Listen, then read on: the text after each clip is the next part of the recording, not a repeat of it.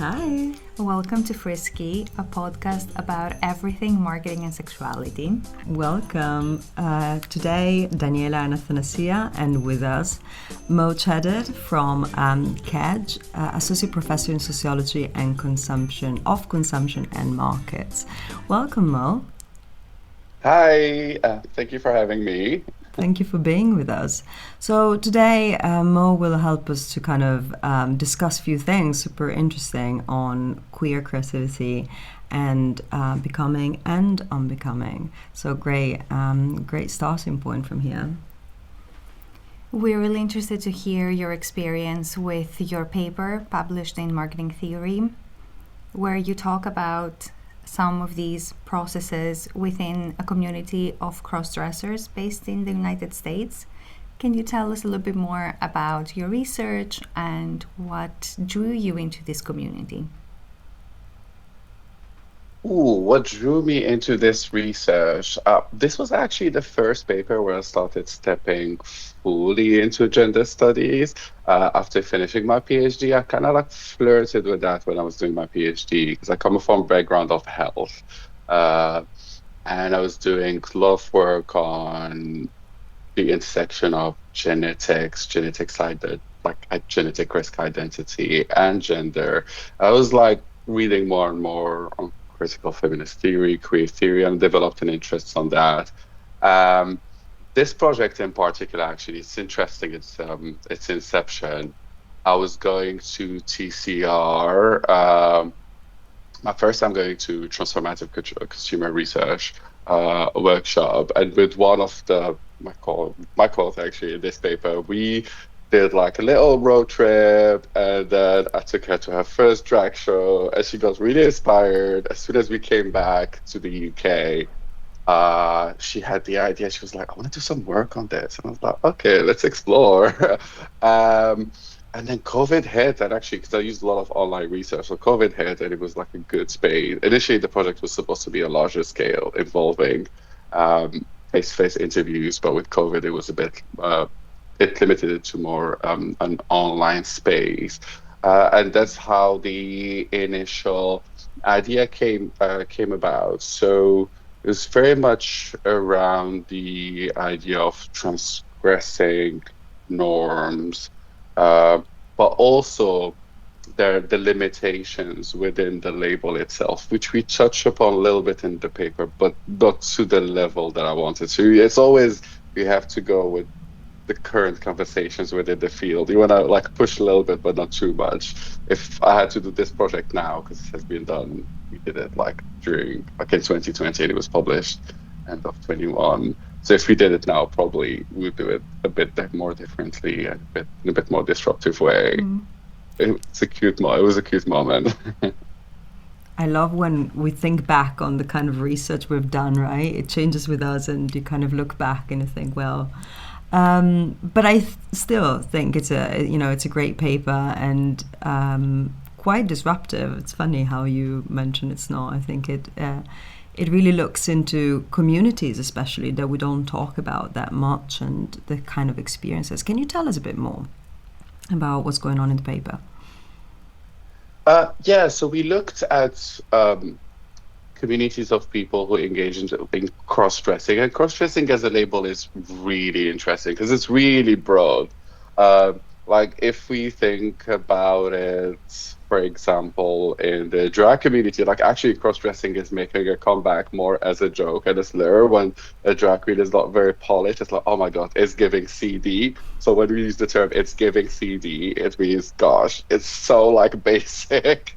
Uh, but we looked around the label in a broad sense, and both a limitation but also a great thing of doing ethnography and just remaining within that space is that you explore how people talk about it, um, because it like a lot of research revealed that we're in online communities and online spaces, people, especially forums, like people tend to reveal a lot, feels like safe to reveal a lot about themselves, while at the same time being able to create a specific narrative to their audiences within those communities.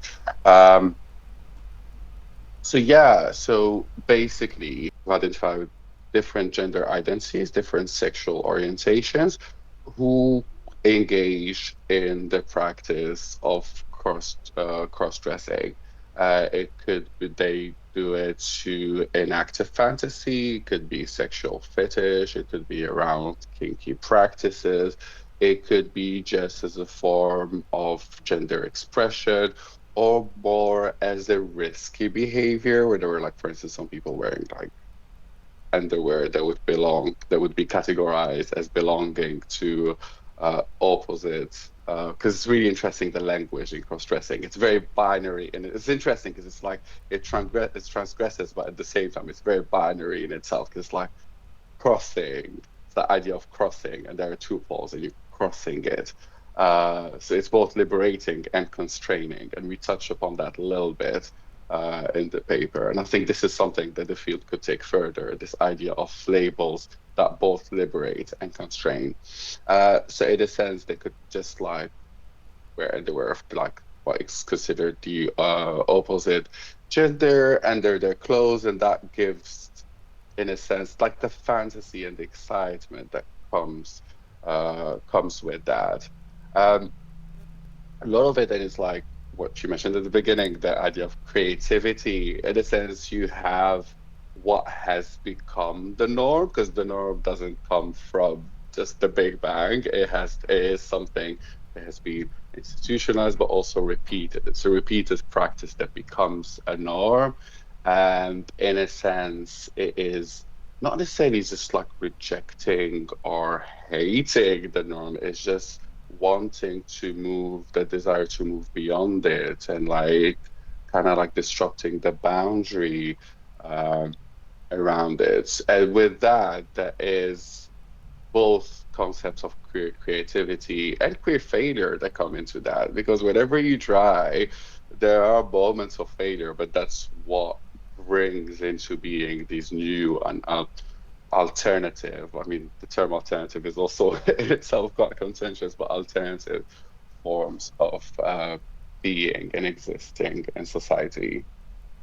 You mentioned the labels that you've used also for the publication processes of this work, and you discuss a little bit in the paper the tension between some labels having a negative connotation within the communities that you've researched.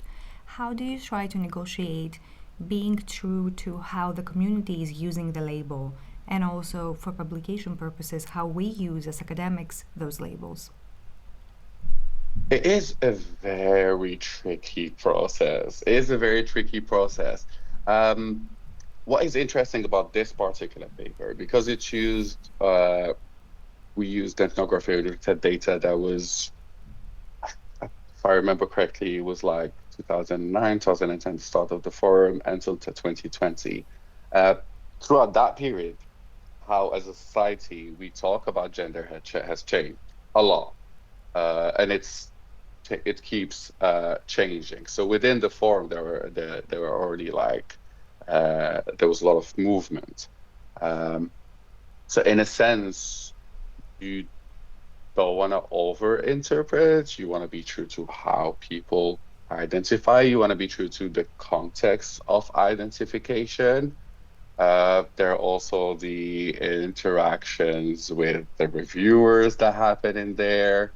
Um, so it is always a tricky process, especially when it comes to identification. I think there are like so many dimensions that come into that, because even what I said at the beginning, I'm going to contradict what I said at the beginning of it not being as disruptive. There's also like elements of elitism in there. I remember a, a runway workshop that I did. I think it was like a month ago or something with this drag artist who is also identified as a trans woman. Um, and she was talking, so it was in the context of ballroom. So I'm shifting a little bit, but it has some connections. She was talking, so within the sphere of ballroom uh, and voguing and all that. So there are a lot of categories that are a bit dated. For instance, when we talk about face category and all that, the category of realness, the passing as And there are a lot of critiques around, okay, the language of passing, for example, which you can find also in the space of cross-dressing, is a bit dating. Like you shouldn't pass because we almost really find the norm there. But at the same time, it can be a language that can be elitist because if you go to certain deprived areas, certain areas where it could be risky for not passing, then that language becomes almost like a tool of survival. So there isn't like a clean cut of this is the way, this is not the way. It is very much around being attentive to how people want to identify and also that context of identification and what it brings and how it manifests in a sense.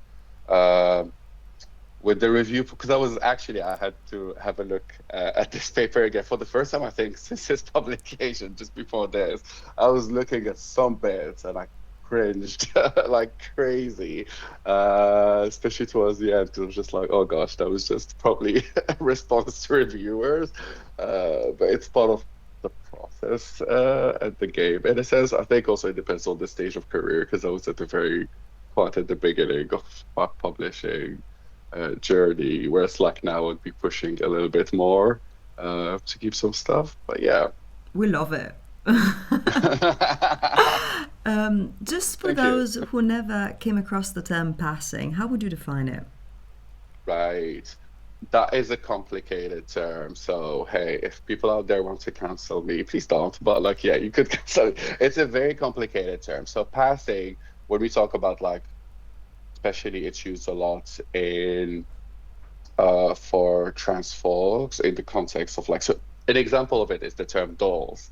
And we hear it a lot, protected doll, protected doll. So even the term dolls actually is a term that I went to a lot of like panels, like more like community-led panels and all that, where they were discussing the term doll as being a bit problematic in itself because it's like very much like it's a term around like looking like a doll, very pretty, like embodying the feminine, like that ultimate feminine presentation, and in itself, it sort of excludes trans bodies that might not be passing or might not want to be passing as what would be considered.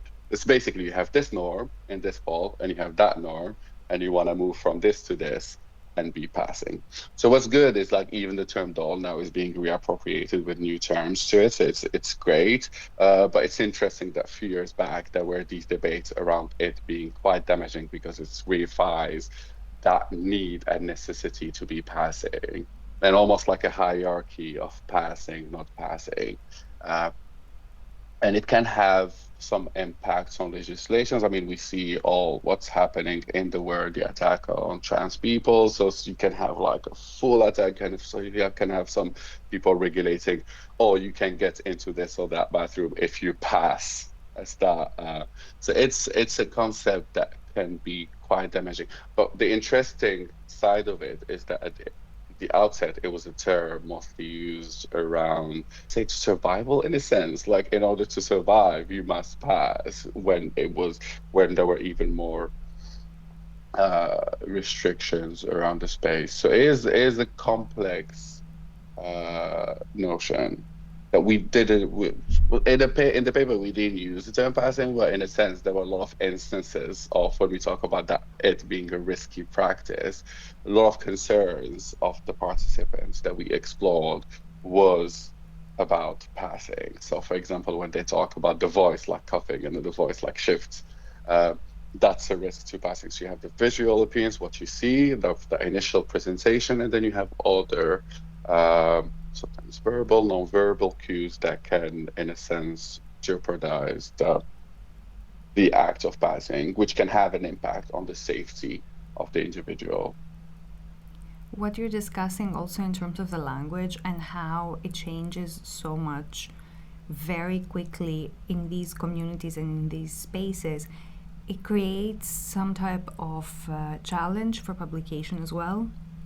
Sometimes when we read papers around LGBTQIA plus contexts, you can tell when the paper was written, when it was published, and sometimes it feels a little bit dated because we moved beyond how we use language.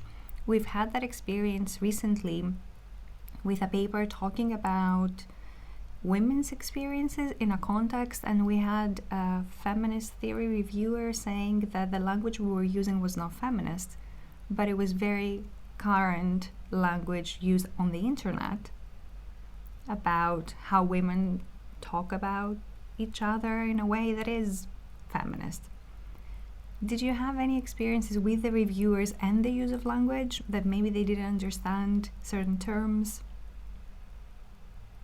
Yes, a lot. A lot. And sometimes I agree with the reviewer, but we start with an intent. Sometimes it starts with us as writers, and we want to simplify to have the paper going through. Because it's in other projects that I do. So I do a lot on genetic risk, for example, and I did a lot of genetic risk as linked to uh, breast cancer. And you have like breast cancer for you can have male breast cancer, because especially when you talk about medicine, it's very like binary in itself. So we had a lot of sometimes so what we add can add just like a little like a footnote explaining that for the purpose of the paper we had to simplify. I had it a lot as well with it depends on the location of the journal. I don't want to go into the politics of that, but especially sometimes so with some outlets. Like for instance, we did some project on sex toys, in doing currently one in Japan, and we did one in the US. I did one publication that we had in um, one journal, an FT50 journal. That was a bit of a struggle because we had to like simplify, but at the same time, we wanted to. It was interesting because within our data set, there was some recognition, like some businesses that we were working with, they would talk about uh, sex toys for people with vaginas, but then in the paper, in the grand scheme of papers, for the narrative to be more straightforward for and also upon certain requests that we had to keep it more streamlined. So we just decided to add it as a footnote at the beginning, as in like, don't shoot us. So people who read between the lines, don't shoot us. We had to do it. It is a complex process. It is a complex process. It's always like there's always a lot of introspection when it comes to that. Why am I doing this? Should I just like just give up on this and go for a journal that would be more accepting of a nuanced discussion? Because I think, especially when it comes to labels, a nuanced discussion is very important because, as you mentioned, the language moves a lot, and you have some categories that when they become reified, they bring some good to them, but also there are some constrictions that come with that. I remember having a conversation uh, about the identification of being non-binary, and some people talking, oh, they look now more non-binary. And it was in academia space. They were, oh, they look now more non-binary. I was like, what is this? Doesn't make sense because it's literally about us transgressing, but in itself it became codified, especially when you have it, like, when you have a tick box of the demographic. These are really important. Like when you create it as an additional tick box, then there are uh, some expectations around presentation, some expectations around norms. Like you add, or you almost like create some norms and that you codify uh, around the category. So yeah, it can be a complex thing, but I think we shouldn't limit ourselves, and it shouldn't create a paralysis. In a sense, we should be able to hold ourselves accountable of what we have done, why we use that particular terminology, and if we have moved on from it, explain how our thinking has shifted. So it shouldn't create a paralysis, but I think it should more create this uh, more of an exciting discussion of how to move forward in order to create a society that is safer for people to just exist in the way they want to be. Building on your question, Athencia, which was really good, and also what you're saying, how do you stay true to these communities, right? If we want to study queer creativity, if we want to study queer communities, how we can do that in a respectful way, which is not non-extractive in a way, just like taking what we need as researchers and publishing it out, but rather accounting for the creativity, the blurring out labels, the struggle which might be there, or even the fact that not everyone agrees on the same concepts as well. How do we do that? Do you have any recommendations for researchers? That is such a good and important question, and a tricky one in an atmosphere of academia that is like led by metrics uh, around evaluation and all that. I would go to a term that is actually in UK academia becoming almost problematic is engagement, but not the engagement that we that we currently were that were where that was in the UK that was very much like kind of around metrics and codified. Uh, Defining authentic engagement is a complex thing, but I think authentic engagement is important. Uh, Also, slowing down the publication process, which is very much against what we are pushed to do. In a sense, once you start engaging with the data, going back to the participants and just having that conversation. This is what we are thinking of doing in terms of theorizing, etc. How we are writing the findings. What do you think of this? Um, and so on, and creating events around that, if budget allows, of course. Like there are any form of workshops to do, or whatever. I mean, funding has not been like the my strongest suit so far. So hopefully it will change in the future. But like really using whenever I do like any proposal, most of the times I put them for the communities. Make sure like if there are any outputs, the pay is at least at industry level. If there's like I'm working with creatives or above, uh, and really try not give back, it's just be a decent human, I guess. So I guess like that authentic engagement is important. Taking accountability as well is very important because you might go back to the community, they might be happy with it at the time, but then it might change. And just taking accountability of any form of harm without that culture of attribution of accountability and blame, and then obviously the the sanctions that come with it. I think like a softer accountability that doesn't come necessarily with sanctions and a movement of canceling and so on. But I think it is very important. Like if you think, for instance, of one landmark movie around queer expression, all that, Paris is Burning. A lot of people who don't know if you're aware of the movement that kind of describe the movie, who this kind of like narrates ballroom culture in New York.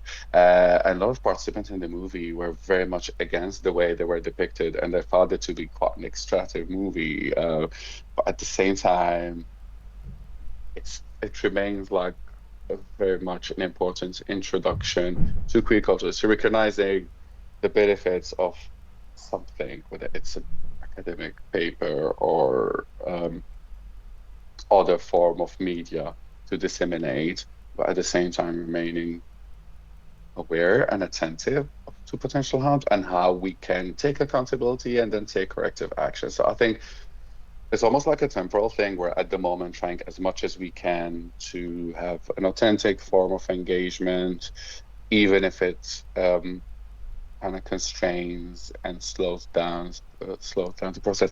But it's easier said than done because you need to have institutional support, and it depends what career stage you're on. Like obviously, uh, in order to there is like a privilege to be able to slow down. So it's much easier said than done. And then remaining attentive to what's happening, being able to take accountability, and then put corrective actions whenever needed. But I don't think there is like a strict way. There won't be like a roadmap. The prescriptive roadmap. Do this, this, this. For that. Yeah. Don't know if I answered. No, but maybe there should be, because what you're describing is really taking the time and investing into the communities that you're researching, immersing yourself, understanding the nuances of these communities, because it's a little bit different than researching a market context in which is very clear cut and the boundaries are clear and there's not that much change in terms of how people move into these communities and how they experience these communities.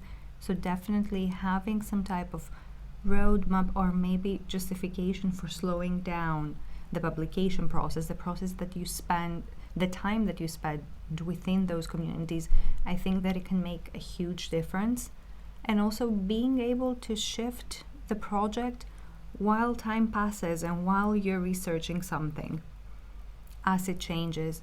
To me, something else that was really interesting in the paper was the process of unbecoming and how people went back to some expressions of their identities. Did you find anything else around this process that maybe you didn't talk that much into the paper about unbecoming? Oh gosh. Actually, initially the paper was very much around and becoming. Like the becoming side was supposed to be just a prelude, and we want to focus on and becoming, but it was very much a product of the review process. Um, so I found and becoming to be very. It's like that almost detaching from the norm. Um, so initially, the theoretical framework was quite different as well. It was mostly using Judith Butler was there, and we are referring to a lot of work of Jacques Derrida and also Louis Althusser, which was very helpful for discussing and becoming. It's that idea of interpellation. So if you go back to the categories, right?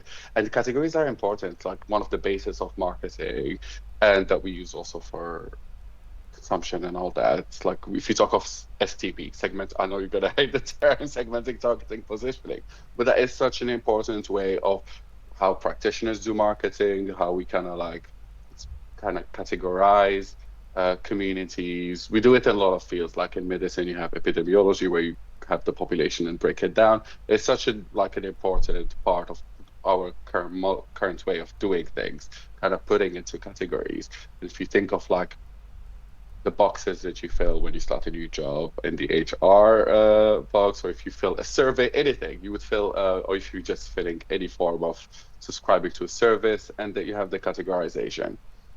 If we go back to the example of non-binary and it gaining enough power to become a category to be cited, so you would have the danger is it's supposed to be a category to disrupt the norm, but when it in a sense it becomes institutionalized and there are some expectations of both appearance and ways of doing and behaving, there could be an interpellation that comes with it. When someone calls you that, not an identification, but someone calls you that, and then the expectation of that person, they called you that because they see what they expect, they hear what they expect from that category, and then there is the pressure to act within the boundaries of that category. So and becoming is like becoming aware of that interpellation and rejecting it. And like that's where there is that process of and becoming that comes with that. So there is that first step, but there's also what you mentioned, the idea of like going back. Because I think so. Even if we look at like right-wing rhetoric around when they attack on the attacks on trans rights and all that, they bring, which is like a very small short rate around the detransitioning, and they use it like, oh yeah, there's this brainstorming and they make mistakes and all that. It's a very small one, but it should be a right also to be able, to explore and then decide, okay, no, there is another way to exist. That's not actually how I identify as. So yes, there are so many interesting layers to it. I wish this concept would gain more traction actually in consumption marketing research, because in sociology it is a concept that is explored much more. And it was actually what inspired us initially to do this project, but we had to tone it down. It still was there, but we had to tone it down a little bit to get the paper in. But yeah. I'm now going to hijack this podcast to ask you a question around transgression and disruption, right? Because these are terms you've touched on quite a bit in the paper and in this chat. Is transgression still significant within, do you think, the LGBT community? And to which point transgression disrupts something? I think today transgression is even more important than a few years back because there is such a big attack on LGBTQI plus rights. So it is important to become critical. There is a danger becoming complacent within so basically you have a destabilization and then you have new categories that form and then or new rights that are awarded, and then at the same time, there is a danger of being complacent. A simple spatial example, if you look at the city of Manchester, and we look at what is considered, first of all, the labeling says it all, the gay village of Manchester, where it's very much centered around cis, mostly white gay men. So there was that issue that was there for a while, and because it was an issue, there was that almost element of complacency there. There is a degradation of the spaces within that area because, in a sense, there is no transgression. It's just like kind of conforming to a norm, staying in that safety, and then the space is being taking over. If you look at most of the owners of spaces there, they're mostly like cis white hit people who own the spaces there. They're not very inclusive. It's more hen parties than actually any queer events happening there. And you could be like, oh yeah, but I think that there should be other spaces for other groups. But the issue is if there is an attack, they will go to the people at the fringes, and then they will come to. I mean, we see it in the UK. They start with attacks on like trans folks, and now we see with the leader of the R for party talking about like basically for family, like basically for kids to grow up in a safe space. It should be within a heteronormative type of household. So the attacks will basically go to the more privileged categories, privileged people within the group. So I think now more than ever, it's like fighting against complacency and actually continue to transgress. It's really important more than ever. Okay, thank you so much for joining us. This has been such an interesting conversation. But yeah, thank you so much for having me. It's been lovely to talk to you both. Hopefully, we can have you back again and you talk to us about new projects next time. But thank you so much, and thank you, Daniela, and thank you all for listening another episode of Frisky. Bye.